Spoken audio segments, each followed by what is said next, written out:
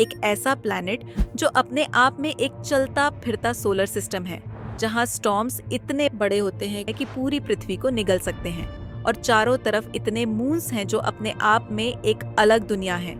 यह है जुपिटर, हमारे सौरमंडल का सबसे बड़ा और रहस्यमय प्लैनेट।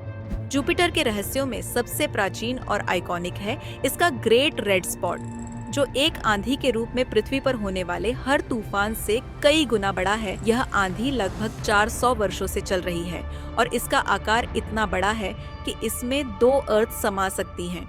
यह जुपिटर के घूमते हुए बादलों का सबसे रहस्यमय और पावरफुल फीचर है। ग्रेट रेड स्पॉट एक एंटी साइक्लोनिक स्टॉर्म है जो जुपिटर के क्लॉकवाइज डायरेक्शन में घूमती है। इसका लाल रंग अब तक एक मिस्ट्री है। कुछ वैज्ञानिक मानते हैं कि यह रंग जुपिटर के वातावरण में एमोनिया और मीथेन के अल्ट्रावायलेट लाइट के साथ इंटरैक्शन के कारण होता है। यह रंग और इसका आकार समय के साथ बदल रहा है।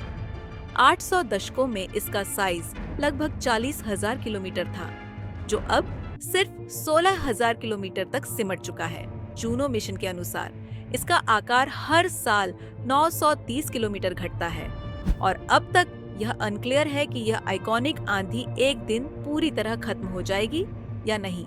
ग्रेट रेड स्पॉट के डायनेमिक्स और इसके अंदर का नजारा और भी अद्भुत है। जूनो मिशन के हाई रेजोल्यूशन इमेजेस और इंफ्रारेड डेटा के मुताबिक इस स्टॉर्म के अंदर का टेम्परेचर 800 डिग्री सेल्सियस से ज्यादा हो सकता है, जो इसके आसपास के रीजन्स के टेम्परेचर से कई गुना ज्यादा है। यह एक्सट्रीम हीट जुपिटर के मैग्नेटिक फील्ड और ग्रेविटेशनल पुल के इंटरैक्शन का नतीजा हो सकता है।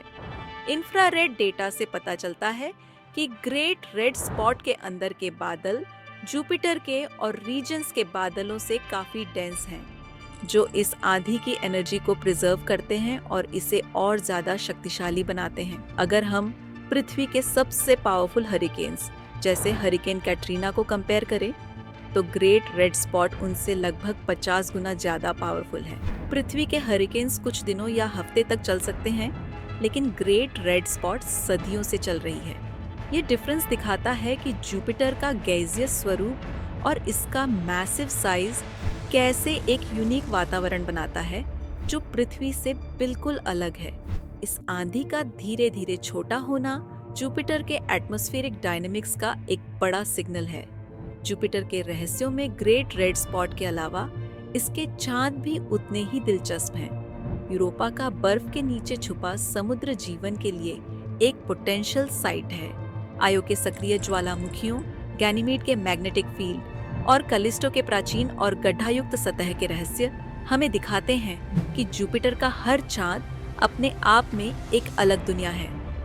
नासा का यूरोपा क्लिपर मिशन यूरोपा के बर्फीले समुद्रों को एक्सप्लोर करेगा, जहां एक्स्ट्रा टेरेस्ट्रियल लाइफ के क्लूज मिलने की संभावना है। साथ ही जुपिटर के चांद फ्यूचर ह्यूमन कॉलोनीज के लिए आइडियल साइट्स बन सकते हैं। जुपिटर सिर्फ एक रहस्यमय ग्रह नहीं, एक प्रोटेक्टर भी है, जो अपनी मैसिव ग्रेविटी के कारण एस्टेरॉइड्स और कॉमेट्स को पृथ्वी तक पहुंचने से रोकती है।